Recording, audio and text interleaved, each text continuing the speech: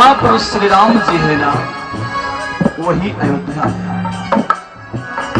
जहां पर राम जी हैं वही अवध है और वही तेरा निवास निश्चित है, वही तेरे लिए सुंदर है। और हे लक्ष्मण, आज मैं निष्ठुर मां होकर मैं तुमसे कहती हूं, अपने हृदय को मैंने पत्थर बनाया और मजबूत किया है। और हे लक्ष्मण, आज तूने मेरी बात को लजा दिया। तूने यहां क्यों आया? तुमको तो श्री राम और श्री सीता से पूछना था, वही तुम्हारे माता पिता है। यहां तो पूछने क्यों आया? और हे लक्ष्मण, आज मैं निष्ठुर मां होकर तुमसे कहती हूं, जो पयसीय राम बन जाए, जो पयसीय राम बन जाए। हे लक्ष्मण, अगर सीताराम जी बन को जाते हैं, सुन मेरा हृदय,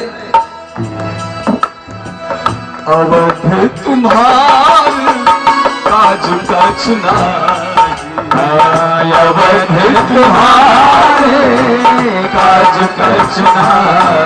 एक माँ का वारी, एक माँ का वचन है। माँ कहती है लक्ष्मण, अगर राम जी बन जा रहे हैं, अयोध्या में तुम्हारी कोई आवश्यकता नहीं है।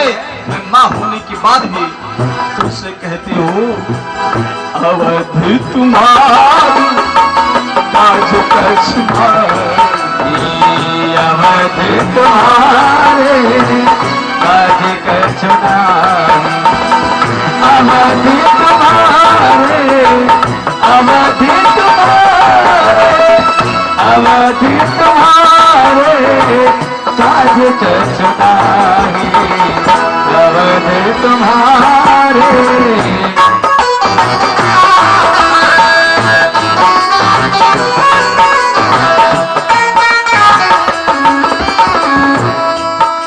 लक्ष्मण, अगर राम जी बन जा रहे हैं तो सुन ले कान खोलकर। श्री राम जी को जंगल जाने में किसी का कारण नहीं, कोई कारण नहीं बन सकता। उसका मूल कारण केवल तू है लक्ष्मण, तू। लक्ष्मण जी की आंखों में आंसू आ गए। मां, मैं कौन सा कारण हो सकता हूं? मेरे लिए भैया राम बन जा रहे। मां कहती है, हाँ लक्ष्मण, तुम्हारे ही भाग्य राम बन जाए, तुम्हारे ही भाग्य राम बन जाए। तू सर है, तू सर है, तू तात कछुना, तुम्हारे ही भाग्य राम बन जाए, तुम्हारे ही भाग्य राम बन जाए, राम बन जाए, राम बन जाए। सुमित्रा कहती है, लक्ष्मण, अगर राम जी बन जा रहे हैं तो इसमें तू दोषी है, तेरा ही कारण है, तेरे भाग्य से वो बन जा रहे। जानता है तू शेषा अवतार है, तेरे सर पर इस भूमंडल पृथ्वी का भार है, और तेरे भार को हल्का करने के लिए श्री राम जी जंगल जा रहे। तू भी जा, इस अवध में तेरी कोई आवश्यकता नहीं है। यह मानस है, आ दो पैसे के लिए भाई भाई लड़ जाता है। आज लक्ष्मण जी तैयार हो गए, अपनी प्रिय पत्नी उर्मिला के पास गए, उर्मिला से मिलने गए हैं और बताने गए कि देवी मैं भैया के साथ जंगल जा रहा हूं। उर्मिला बहुत सुंदर आर्टिस्ट थी, बहुत सुंदर चित्रकारी करना उसको आता था। उर्मिला ने विचार किया है, जिस समय श्री सीताराम जी, मेरी दीदी सीता और मेरे प्रभु श्री राम राज सिंहासन पर विराजमान होंगे, राज्याभिषेक, राज तिलक होगा, राजगादी होगी, तो मैं यह फोटो, यह तस्वीर उन्हें भेंट में दूंगी। वो श्री सीताराम जी राजगादी पर बैठे हैं, वही तस्वीर बना रहे थे कि भेंट करोगे। और जैसे अचानक लक्ष्मण जी का प्रवेश हुआ, उर्मिला के हाथ कप गए और चित्र बिगड़ गया, पेंट अलग लग गया। लक्ष्मण जी ने प्रवेश लिया, देखा स्वामी आ गया। उर्मिला कहती है, स्वामी आज मैं अपने हाथों से चित्रकारी कर रही थी, जिसमें भैया श्री राम और श्री सीता राजगादी पर बैठेंगे ना, ये चित्र मैं उन्हें समर्पित करती, उसी राजगादी का मैं चित्र बना रही थी। लेकिन हे नाथ, आपके आने से अचानक घबराहट हुई, हाथ कप गया और चित्र बिगड़ गया। लक्ष्मण जी ने कहा, देवी आज तो पूरे अयोध्या का ही चित्र बिगड़ गया है, क्या हुआ पूरी बात बताइए। और श्री सीताराम के साथ लक्ष्मण जी भी बन के तैयारियां करते हैं, सारे राजसी पोशाक उतरने लगे हैं। जिसको राजा बनना था, राजगादी मिलनी थी, आज उसकी राजसी पोशाक उतारे जा रहे हैं। तपस्वी वेश, साधु वेश श्री सीताराम लक्ष्मण जी को मिला है, धारण किए। महाराज दशरथ जी ने कहा कि ले जाओ सुमंत से 3 दिन बाद घुमा कर ले आना। और हे सुमंत, 3 दिन तक मेरे प्राण सुरक्षित हैं, जब तक एक आशा है कि राम जी वापस आएंगे। सुमंत जी रथ में बिठाए हैं, लेकर के चले, सारी अयोध्या साथ में चल पड़ी। तमसा नदी पड़ती है, पहली रात्रि का विश्राम हुआ। श्री राम जी सोते हुए लोगों को वहां से आगे बढ़े हैं, पहुंचते हैं श्रृंगवेरपुर। श्रृंगवेरपुर में जब से सीताराम जी का आगमन हुआ है, और निषाद राज को जब पता चला आज मेरे श्रृंगवेरपुर में अयोध्या नरेश चक्रवर्ती सम्राट श्री दशरथ महाराज के पुत्र श्री सीताराम जी का आगमन हुआ है, बहुत प्रसन्न हुआ निषाद राज को। राम राज्य की प्रथम सीढ़ी यहीं से प्रारंभ होती है। हर व्यक्ति चाहता है कि राम राज्य हो, हर लोग भाषण में राम राज्य की कामना करते हैं। राम राज्य का संकल्प पब्लिक के सामने लेते हैं, हाथ उठवाते हैं और कहते राम राज्य हो जाए। राम राज्य कैसे होगा? राम राज्य के लिए बहुत बड़ी कुर्बानी, बहुत बड़ा समर्पण, बहुत बड़ा त्याग करना पड़ता है। ऐसे मेरा देश आजाद नहीं हुआ है। बड़ी बड़ी माताओं के सिंदूर धुल गए, बड़ी बड़ी बहनों के हाथ की कलाई राखियां छूट गई, तब जाकर देश आजाद हुआ है, साधारण नहीं है।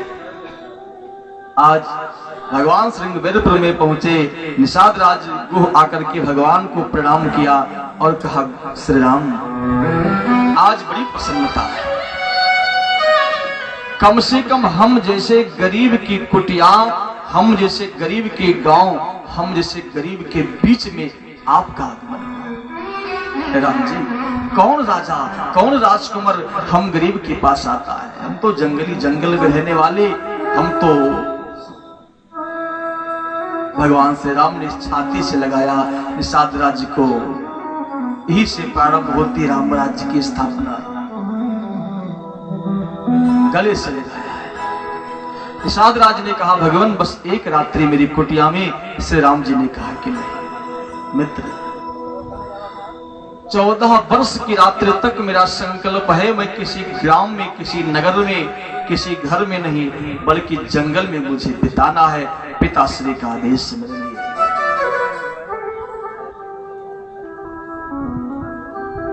उसी जंगल में निषाद राज के सामने कुश और साथरी बिछाई गई है। जिस श्री सीताराम जी को राजगादी पर बैठना था, वो कुश और साथरी पर रात्रि में शयन करने लगे। देखा लक्ष्मण जी से नहीं रहा गया, बहुत रोए हैं लक्ष्मण जी, बहुत रोए। और उसी नगर का एक केवट है जिसका नाम बाबा जी ने मानस में नहीं लिखा, जिसका नाम बाबा जी ने मानस में केवल संकेत दिया है केवट के द्वारा।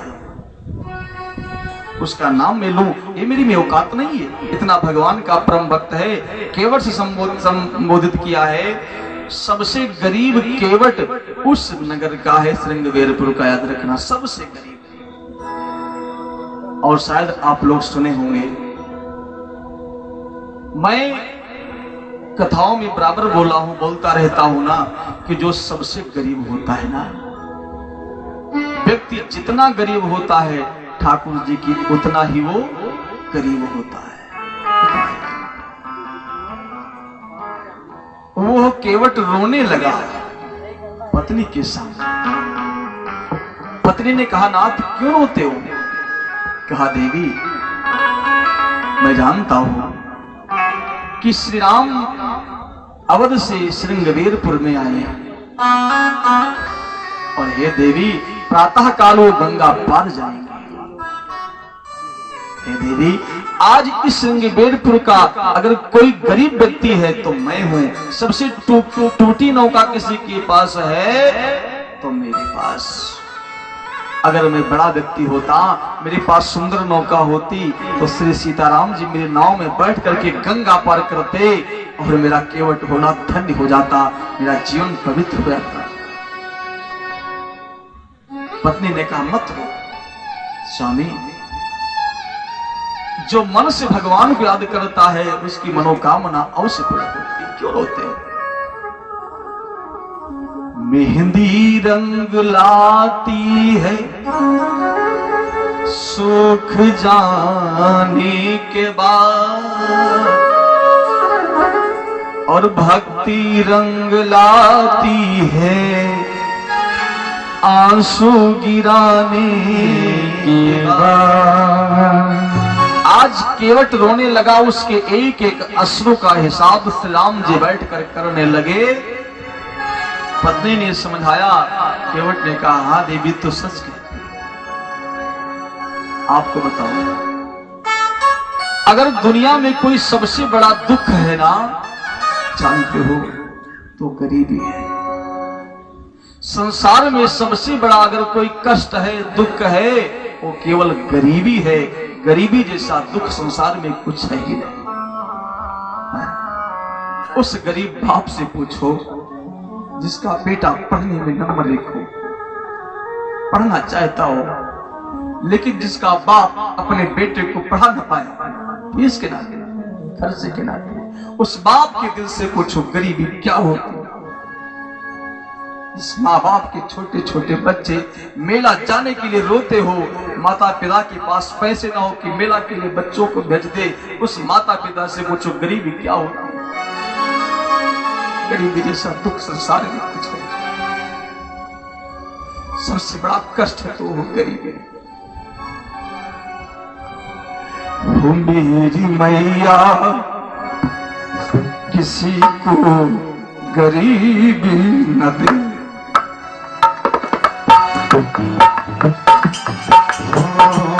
मेरी मैया किसी को गरीबी न दे, मेरी मैया किसी को गरीबी न दे। मौत दे दे मगर भले नसीबी न दे, मेरी मैया किसी को गरीबी न दे।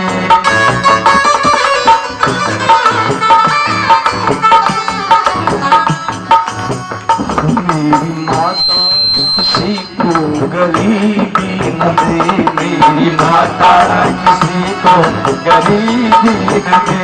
मौत दे दे मगर बदनसीबी न दे, मौत दे दे मगर बदनसीबी न दे, मेरी मैया किसी को गरीबी न दे।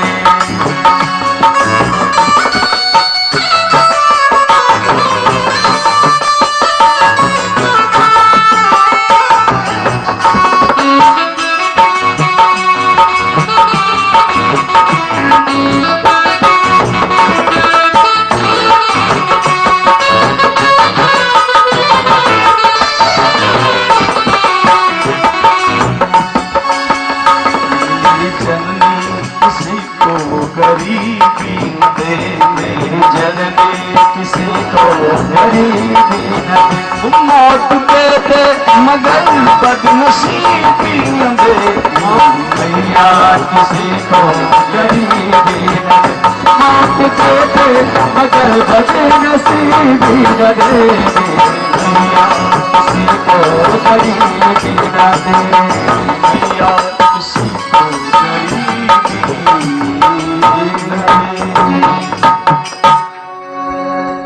गरीबी में अपने लोग ही पहचानना बंद कर देते हैं। अगर एक व्यक्ति धनवान हो जाता उसको लोग जीजा बना लेते हैं। आपकी तो विवाह, मेरे शादी सगाई तो मेरे गांव में हुई, आप तो मेरे जीजा जी हैं। और अगर आप गरीब हो गए तो ये संसार आपको साला बनाने को तैयार नहीं होता। आप पहुंच जाएंगे ना, कोई परिचय नहीं देगा कि मेरा साला है। ऐसी गरीबी आज केवट रोने लगा। केवट को बात याद आई जब पत्नी ने समझाया कि हाँ देवी तू सच कहती है, कुछ दिन पूर्व निषाद राजगुरु से मैंने एक वरदान मांगा था, उन्होंने देने को कहा था, उसे मैंने पानी पिलाया था, तो मैंने कहा जब इच्छा होगी मांगूंगा, आज नहीं। ये देवी मुझे बात याद आ गई, वो वरदान मांगने का अवसर आ गया। और केवट दौड़ करके निषाद राज के पास गया और कहा सरकार